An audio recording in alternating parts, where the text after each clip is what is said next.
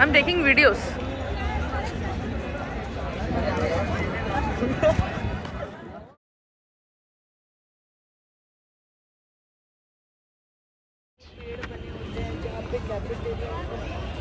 My 10 years old elderly brother also, they look kind of like that.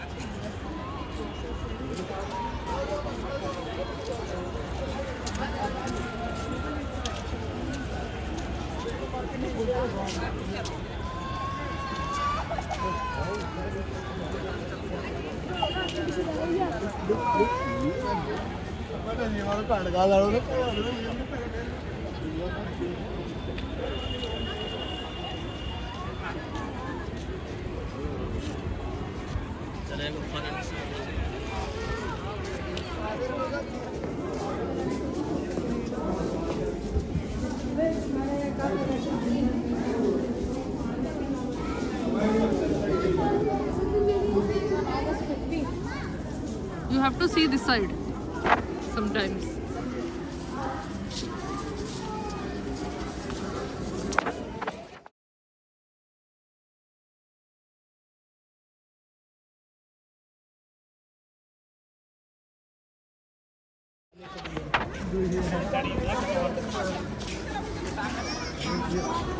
Video recording करिए ना।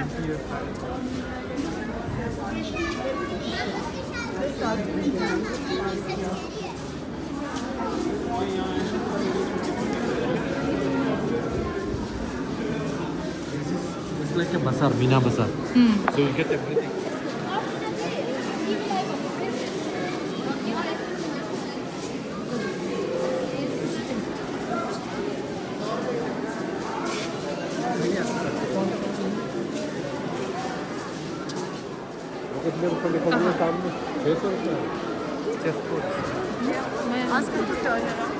चाचू चलो यार आओ इधर। नहीं नहीं सब मैं वीडियो ले रही हूँ।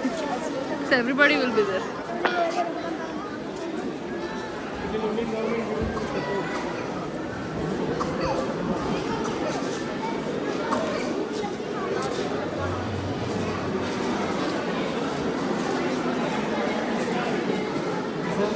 अच्छा एक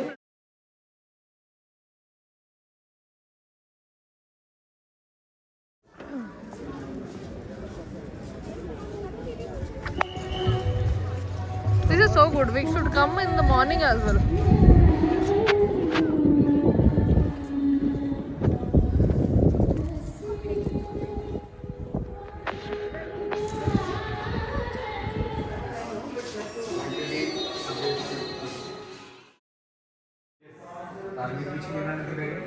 दिल्ली में यहाँ पर कुछ ऐसा करता है यमुना नदी के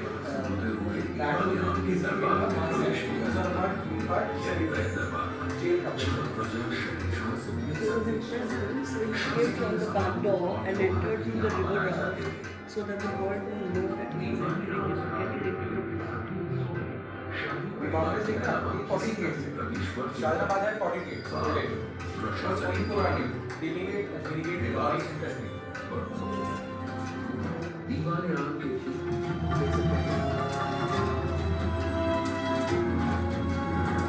रंग महल के बानी ओर से हीरा और उसकी शान को भी नौरी गेट इसके बाद छत्ता बाजार यहाँ पे रहते हैं किला कोट कमान गेट ऊपर होती है फ्लैग होती है फिर दिल्ली यहाँ से रात काम करते हैं शादी परिवार के अब 400 साल पहले उन दुकानों में क्या क्या सामान बेचा जाता था वो यहाँ दिखाया गया है। जैसे कि ये देखिए ये हुक्का है।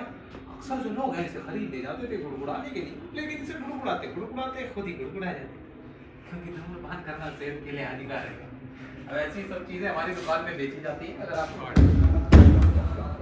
जो है ना पब्लिक जनता but meet Shahjahan middle Shahjahan यहाँ पे बैठे Alam Diwan was the place for Wazir, lawyer. We are ready for Janta, public. Behind you is an art called Petridhu, Prachin Kari. Italian artist, Austin about the media से बड़ा प्रसन्न हुए थे, interest हुए थे ऐसा। यहाँ से आप लोग देखिए कैसे लगता है दीवाना से बैठे, देखिए।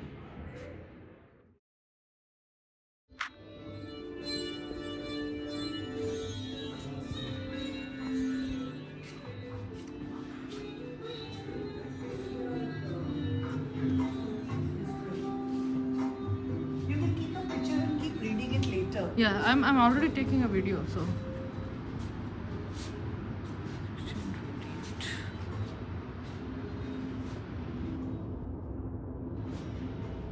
Okay, this is when it starts from one Shahzad ka pura family tree. Come here. It's a place where children can learn about Mughal history. You know, if there's a chapter on Mughal history, children must come spend a few hours. And There are learn. beautiful movies also now, no? Yeah. You know, a good guide who spends a couple of hours can really bring so much life to this.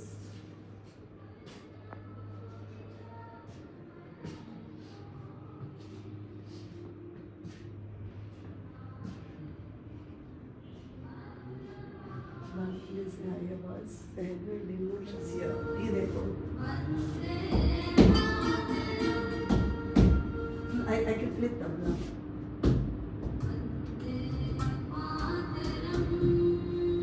Mridang. When you are clicking, they're making that sound. Bansuri. You click this thing, that they will play.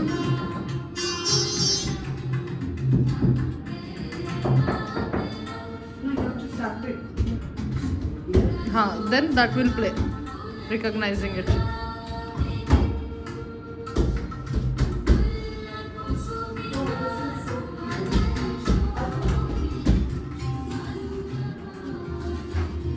इस चक्रा का background बताओ कहाँ है हमारा live.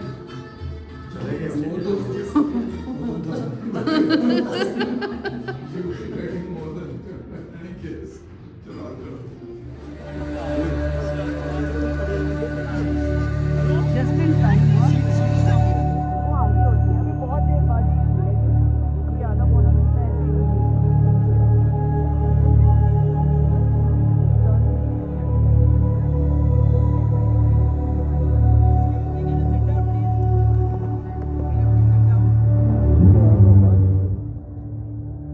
अनदेखे अनसुने किस्से साथ लाया हूं।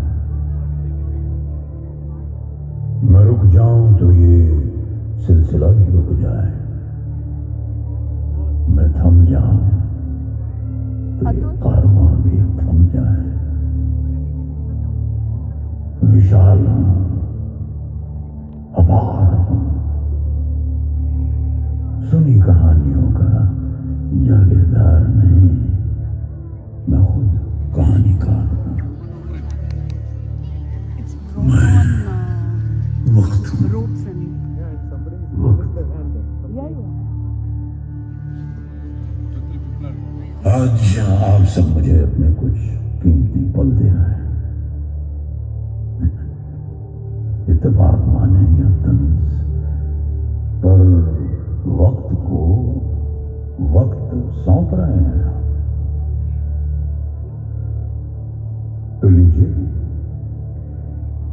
तो लीजिए मेरी तरफ से ये 400 साल, 400 साल इस किले के।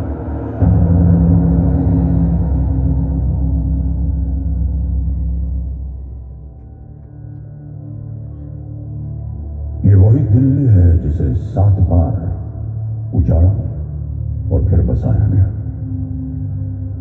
तोमर से लेकर मामलुक और सैयद से लेकर लोधी तक हर वंश ने दिल्ली से ही पूरे हिंदुस्तान पर हुकूमत करी। कहा जाता है आज से 5000 साल पहले यहां से कुछ ही दूर पांडवों की राजधानी इंद्रप्रस्थ भी हुआ करती थी। और इन सब के बीच एक ऐसा वक्त आया जब मुगलिया हुकूमत ने इस पर अपना परचम लहराया। सियासी वजहों के तहत शाहजहां ने अपनी पुरानी राजधानी आगरा को छोड़कर इस लाल किले की बुनियाद डाली और दिल्ली को अपनी नई राजधानी बनाकर यहीं से पूरी मुगल सल्तनत पर हुकूमत का आगाज किया।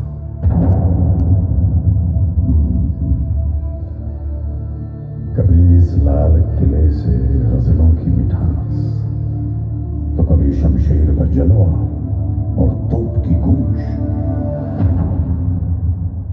कभी यहां से पूरे हिंदुस्तान पर राज हुआ, तो कभी उसी हिंदुस्तान के देशभक्तों पर मुकदमा। न जाने कितनी दफा इसे लूटा गया, इस पर खौफनाक हमले हुए, न जाने क्या क्या देखा है इन दीवारों में। पर ये लाल किला ही तो है जिसने मुझे, यानी कि वक्त को, ये सब सहने के बावजूद मात दे दी। न सिर्फ पिछले 400 साल से ये यहां बेबाक और निडर खड़ा है, बल्कि आज भी हिंदुस्तान का बुलंद निशान है।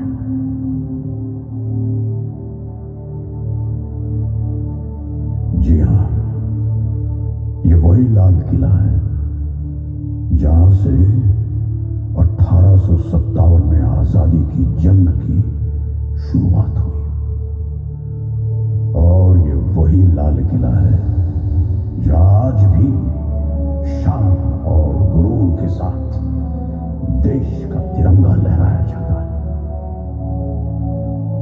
देखिए, आप नौबत खाने के सामने खड़े हैं। ये वही जगह है जहां कभी ढोल नगाड़े बजा करते थे और जहां से बादशाह का इस्तकबाल किया जाता था। अच्छा, अब आप आज में नहीं बल्कि सन 1648 में खड़े हैं। आज का दिन बहुत खास है। आज 18 अप्रैल है और महज 9 सालों में इस किले मुबारक का निर्माण पूरा हो गया। आज खुद शाहजहां आपका इस्तकबाल और इस किले का उद्घाटन करेंगे।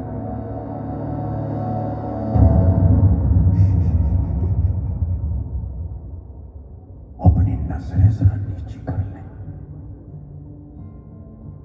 शाहजहां की चहेती बेटी, शहजादियों की शहजादी जहानारा अपने कनीजों के साथ नमक बुधाने की तरफ तशरीफ ला रही है।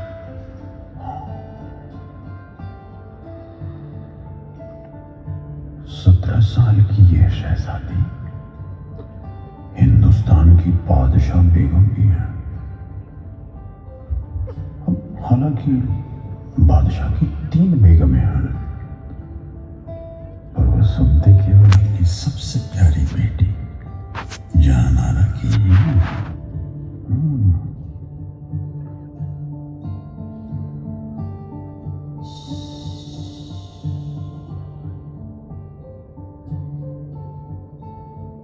कुछ सुना तुमने? क्या सुनना है बादशाह बेगम? कल कल बहती यमुना की लहरों की आवाज, कितनी सुरीली है इसकी तान। वालिद साहब ने अपनी नई राजधानी के लिए ये जगह चुनी है। यमुना हमारी हिफाजत भी करती है, खुशहाली, तरक्की और हमेशा आगे बढ़ते रहने की नसीहत भी देती है। सुनो, गौर से सुनो, यमुना गाती है। जी बादशाह बेगम, सचमुच बहुत सुरीली है ये आवाज, जैसे छेड़ दिया है किसी ने राग दरबारी। नहीं नहीं, ये तो है राग हिंडोल। शहजादी साहिबा, देर हो रही है, हमें चलना चाहिए। बादशाह हुजूर दीवाने आम पहुंचते ही होंगे। हाँ हाँ, तो फिर चलो, जल्दी चलो।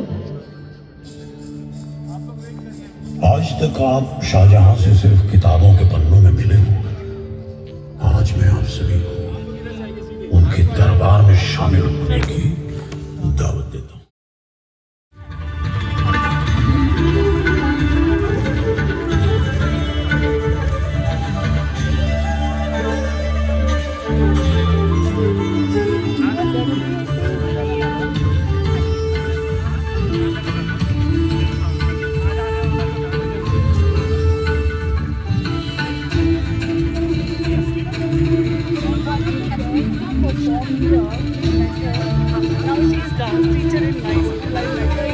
Oh, okay.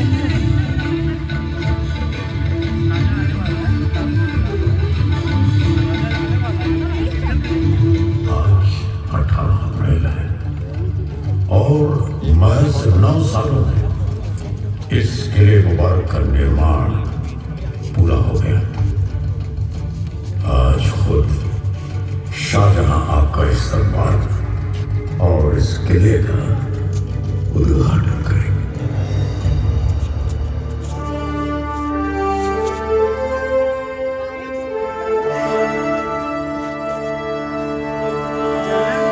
जा सकते हैं।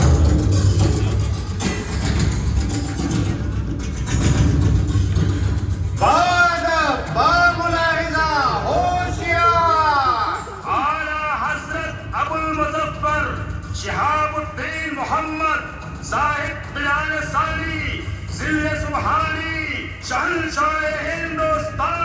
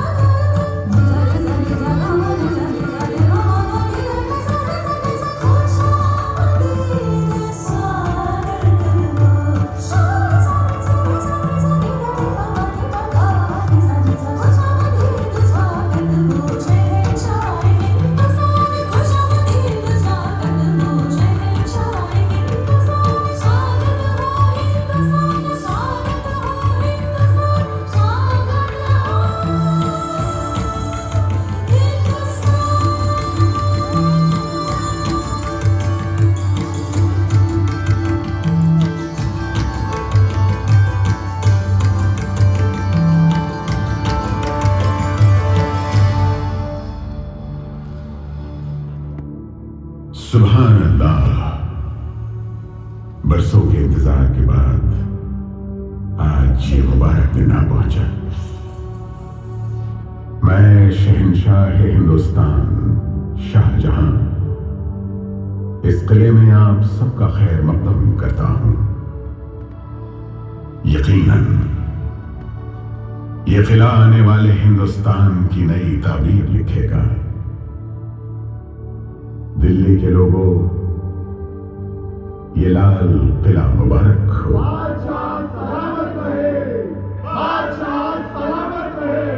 शहजादा दारा शिको, शहजादी जहां आरा और शहजादी रोशन आरा, आप बताएं कैसी लगी हमारे ख्वाबों की ये ताबीर। इस किले पर 1000 सदके अब्बा हुजूर।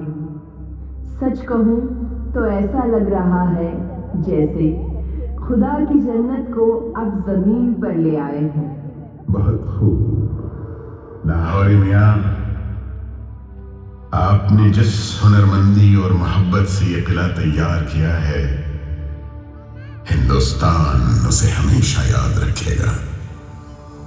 जहां पना आपकी खिदमत में पेश है ये लाल किला और ये दीवाने आम, ये सभी आने वाले हर दिन में हर शख्स को आपकी शान और शौकत की याद दिलाएंगे।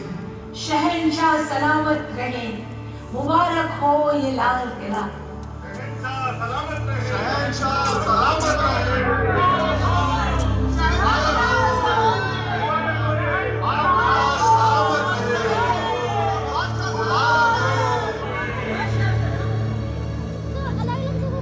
इतिहास को किताबों के पन्नों के जरिए पढ़ने में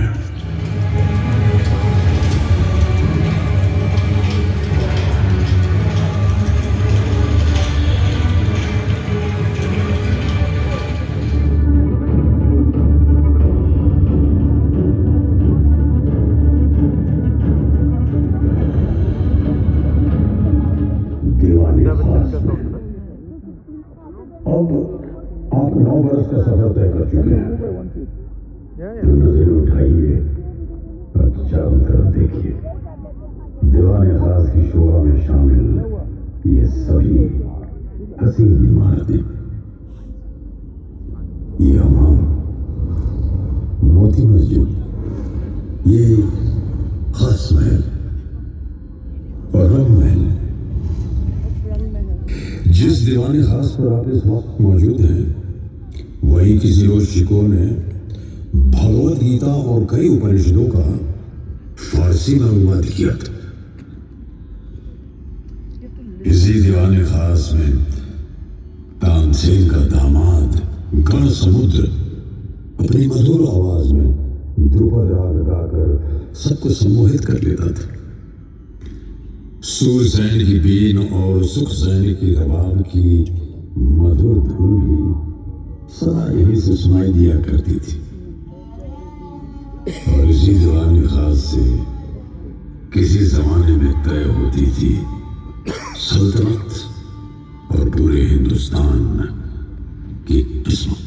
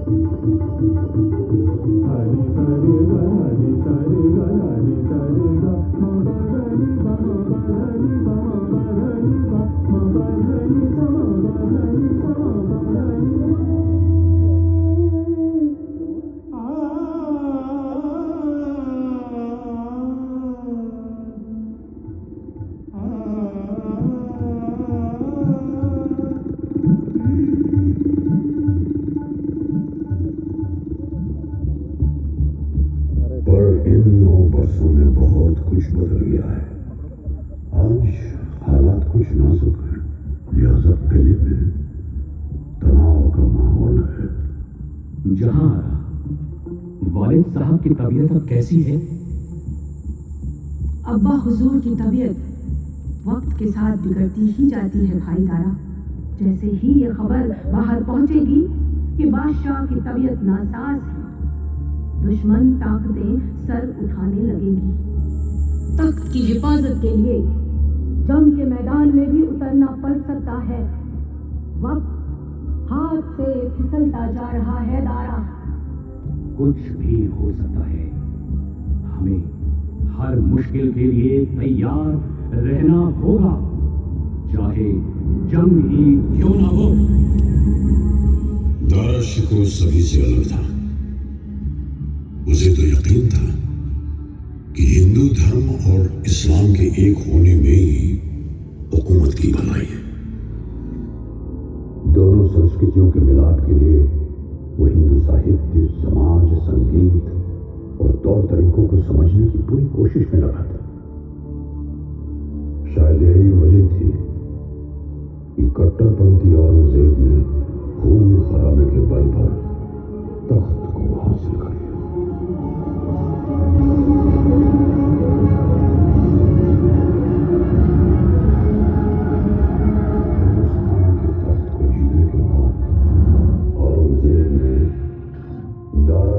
का सर कलम कर उसे सुनहरी पगड़ी में लपेटकर अपने अब्बा हुजूर को तोहफे की शक्ल में भेज दिया।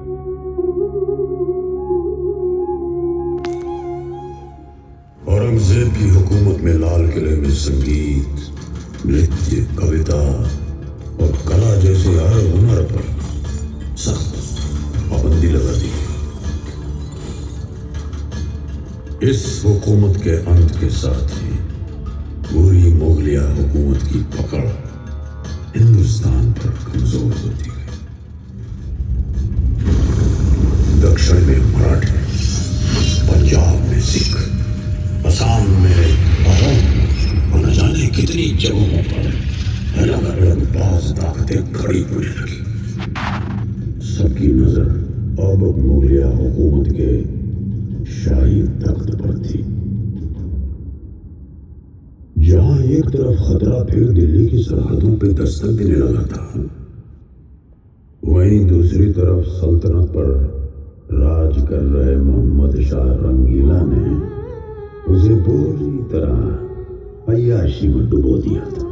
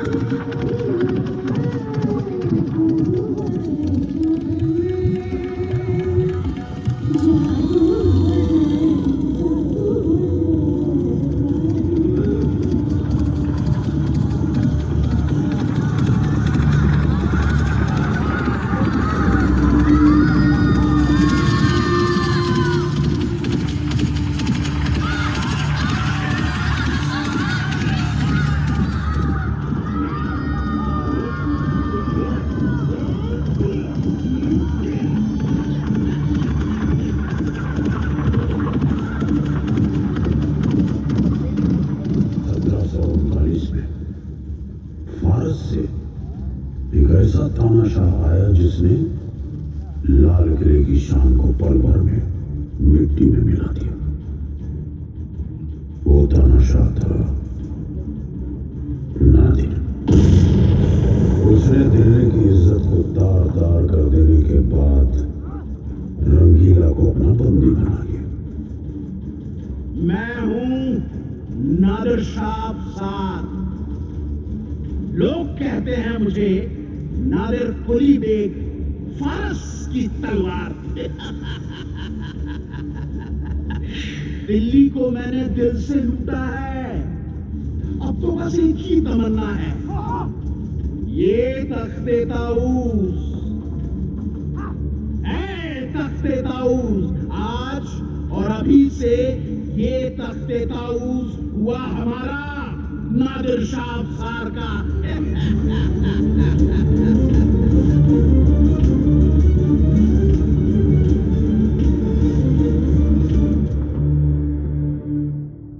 कहते हैं दिल्ली की लूट को नादिर शाह 700 हाथी, 400 ऊँटों और 12,000 घोड़ों पर लादकर फारस ले गया था।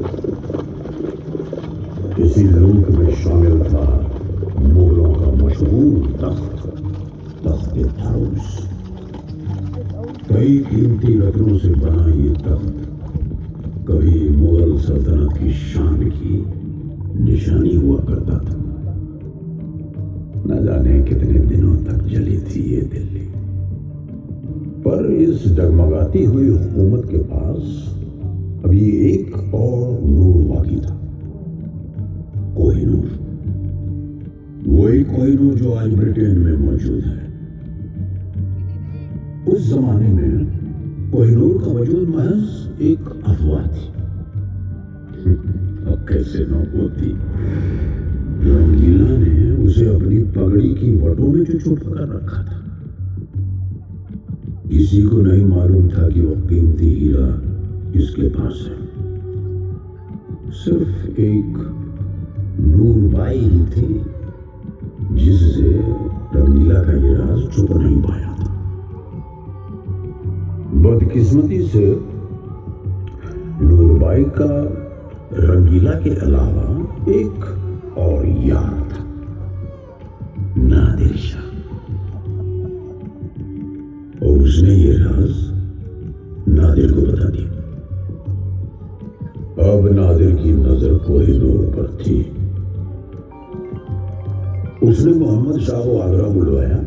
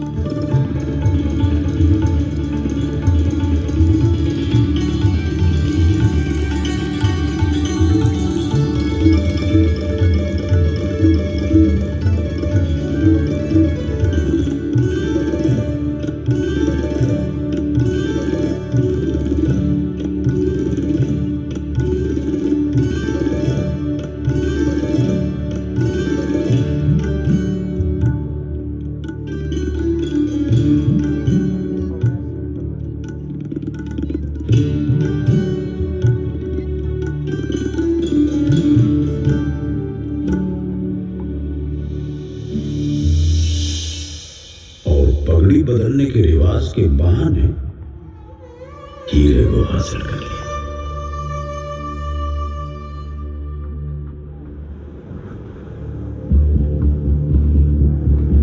खौफनाक हमलों, लूटपाट और लंबे संघर्ष के बाद कभी शाम से खड़ा यह लाल किला अब खोखला हो गया था। 18वीं सदी में मुगल बिखरने लगे थे और सल्तनत कमजोर पड़ती जा रही थी। अफगान के बादशाह अहमद शाह अब्दाली ने लगातार हिंदुस्तान पर कई खौफनाक हमले किए और आखिरकार सन 1757 में वो दिल्ली की सरहदों तक पहुंच गए। उस वक्त राज कर रहा मुगल बादशाह आलमगीर बस नजीब के हाथों की एक कठपुतली बनकर रह गया और ताकतवर बनने की चाह में उसने आलमगीर कुनबे का कत्ल कर दिया। वो कहां जानता था कि उसकी इस हरकत का जवाब मुगल मराठों के साथ मिलकर देंगे। मदद के लिए आई मराठों की विशाल और शक्तिशाली फौज ने किले को बाहर से घेर लिया। अब नजीब या तो मराठों की हर शर्त मान ले या फिर मरने के लिए तैयार हो जाए।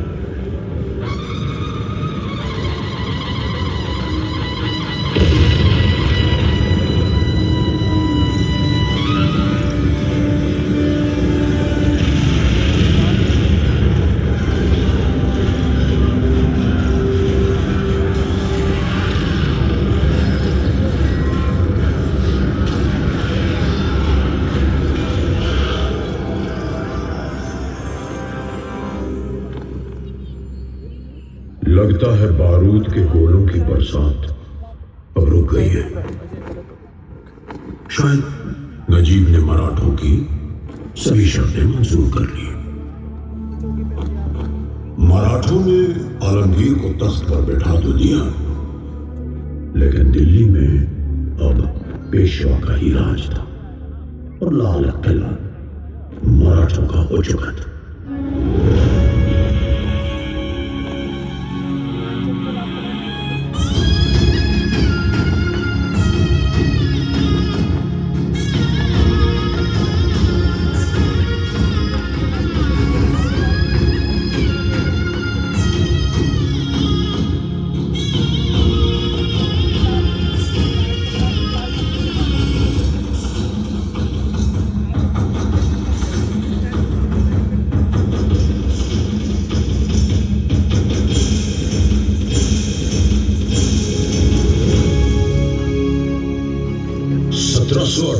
से लेकर लगभग 20 सालों तक मराठे दिल्ली में मौजूद रहे, लेकिन किस्मत ने एक बार फिर आसा फेंका और वो भी अपनी हुकूमत दिल्ली में ज्यादा दिन नहीं चला पाए।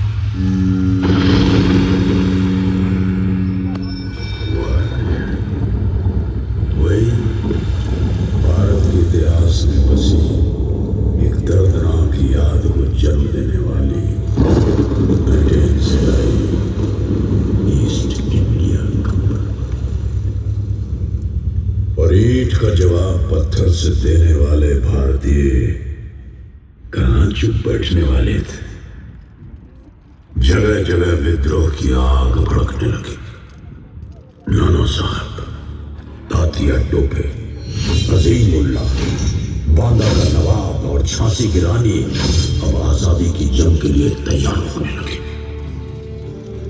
गुप्त पैगाम कमल और रोटी के जरिए गांव-गांव घूमने लगे ताकि अंग्रेजों को इस बगावत की खबर न लगे। 10 मई 1857 के दिन क्रांतिकारी आजादी का नारा लगाकर मेरठ से दिल्ली की ओर निकल पड़े, बादशाह हिंद को अपने फर्ज की याद दिलाने। बादशाह हिंद यानी कि मुगलिया हुकूमत का आखिरी वारिस बहादुर शाह जफर। बादशाह सलामत रहे। हुजूर, अंग्रेजों की यह कंपनी पिछले 100 सालों से अपने निजी मकसदों के चलते हमारा इस्तेमाल कर रही है। सरहदें तो तब पार हुई जब हमें जबरन राइफल इनफील्ड 54 थमारी गई। इस राइफल को चलाने के लिए कार्टेज को मुंह से फाड़ना पड़ता है। कार्टेज को दांत से फाड़ने का मतलब गाय और सुअर की चर्बी को अपने मुंह से लगाना। और अब बगावत तो होकर रहेगी। आज से हर दिन तक हमारा नाम और हिमायत दोनों हिंदुस्तान के साथ रहेगा। हम सब एक होकर अपनी जमीन की आजादी के लिए जंग लड़ेंगे। लाल किले से दी गई 21 तोपों के इस सलामी से पूरा शहर जागा।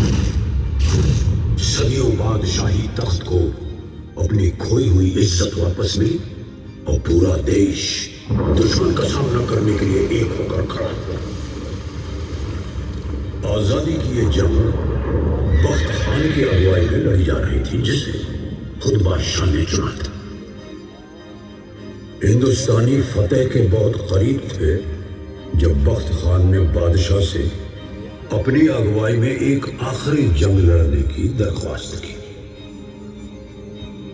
बादशाह ने बख्त खान की बात मान तो ली, लेकिन उन्हें क्या मालूम था कि उनके महल में ही अंग्रेजों के वफादार खबरी छुपे बैठे हैं।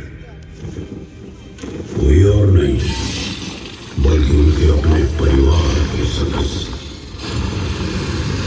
बदकिस्मती से वो गद्दारों के बहकावे में आ गए और उन्होंने जंग में अपने फर्ज को त्याग दिया।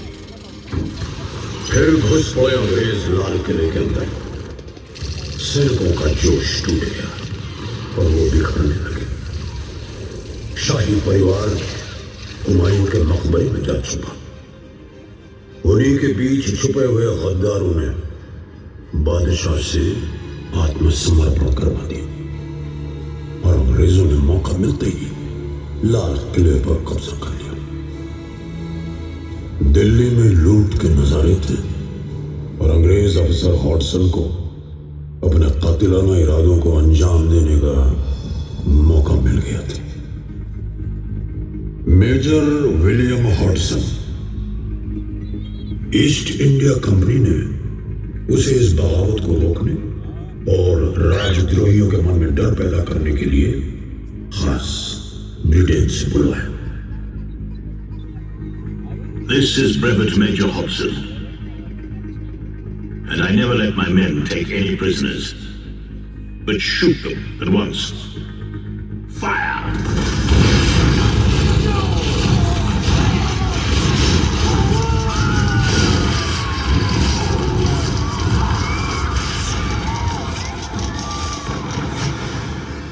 और फिर अंग्रेजों ने लाल किले में चलाया पहला राजद्रोह का मुकदमा। कई शहजादों को फांसी दी, कई इनकलाबियों को मार गिराया। मुकदमे के नतीजे के बाद बादशाह को देश निकाला देकर रंगून भेज दिया गया। कितना है बदनसीब जफर, दफन के लिए 2 गज जमीन भी न मिली कुएं यार।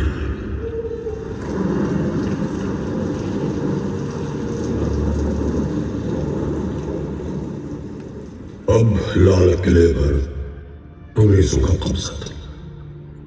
इस 1857 की जंग के बाद ईस्ट इंडिया कंपनी का भी अंत हुआ। हिंदुस्तान अब अंग्रेजों की महारानी के साम्राज्य का हिस्सा बन गया। अंग्रेजों ने लाल किले में बने महलों के शाही खजाने को लूट लिया, बेआबरू कर दिया इसे, जैसे किसी जीते जागते इंसान के अंदर से रूह खींच ली हो। 1857 में जो आग देश की आजादी के लिए उठी थी, अंग्रेजों ने उसे दबा तो दिया, लेकिन उस आग ने ज्वाला का रूप ले लिया था। देश को अंग्रेजों से आजाद कराने के लिए वतन परस्ती की अलग अलग आवाजें उठी। मुल्क में इनकलाब को एक नई दिशा मिली। 1911 में अंग्रेजों ने दिल्ली को अपनी राजधानी बनाया तो लाल किले की अहमियत और उभरी। एक बार फिर वो हिंदुस्तान का प्रतीक बन गया। अब हिंदुस्तानी जानते थे कि अंग्रेजी हुकूमत को हटाना है तो लाल किले पर भारत का झंडा फहराना होगा।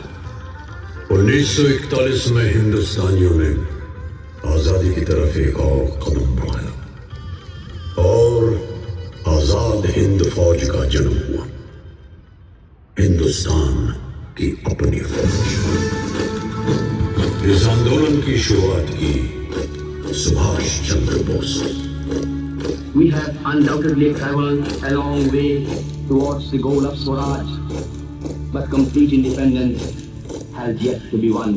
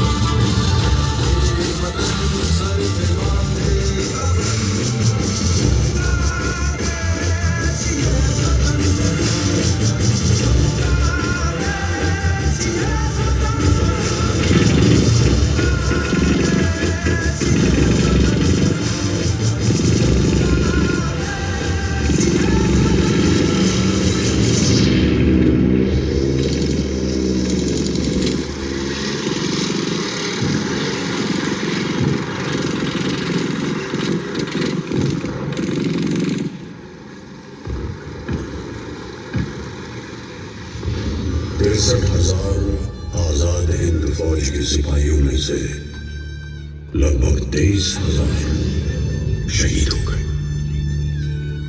कुछ 15,000 को रंगून, बैंकॉक और सिंगापुर से पकड़ कर हिंदुस्तान लाए।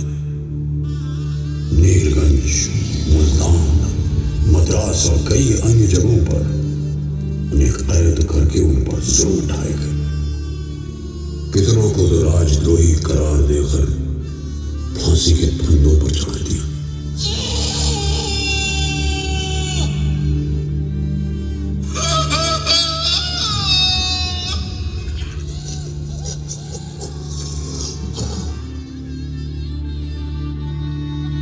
या फिर घटनास्थल पर ही गोली मार दी।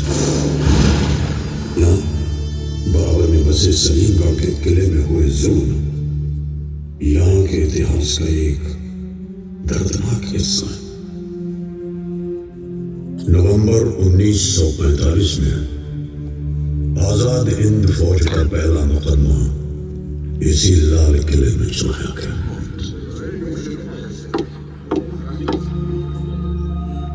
अंग्रेजों से हिंदुस्तानियों की ये एकता बर्दाश्त नहीं हो रही थी। देश के टुकड़े करने के लिए उन्होंने एक और दांव खेला। मुकदमे के लिए 3 अलग-अलग धर्म यानी हिंदू, मुसलमान और सिख से एक सदस्य चुना। लेकिन असर इसका उल्टा, लोगों का संकल्प अब और भी मजबूत हो गया।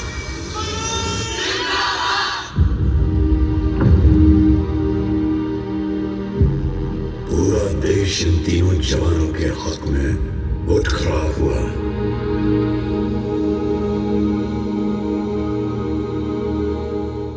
लाल किले से आई आवाज, सैगर दिलों शाहनवाज।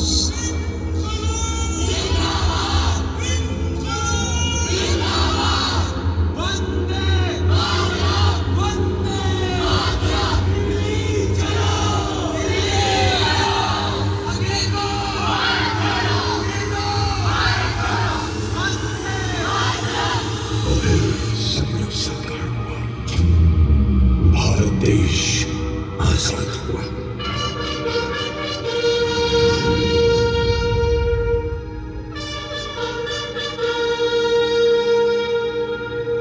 आजादी का तिरंगा बड़ी शान से लहराया गया इस किले पर, इस लाल किले पर। On this historic day, when India kicked her fate as a free and independent dominion of the British Commonwealth of Nations, I send to all my greetings and heartfelt wishes. Long years ago, we made a pact with destiny. At the stroke of the midnight hour, when the world sleeps, India will awake to life and freedom.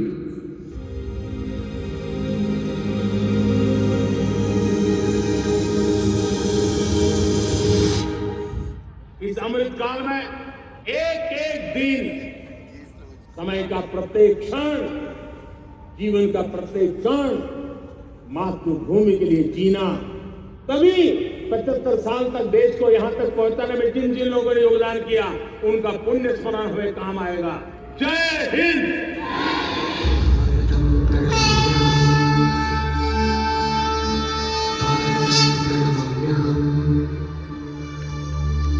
भारतं प्रणमाम्यहम्, भारतं प्रणमाम्यहम्।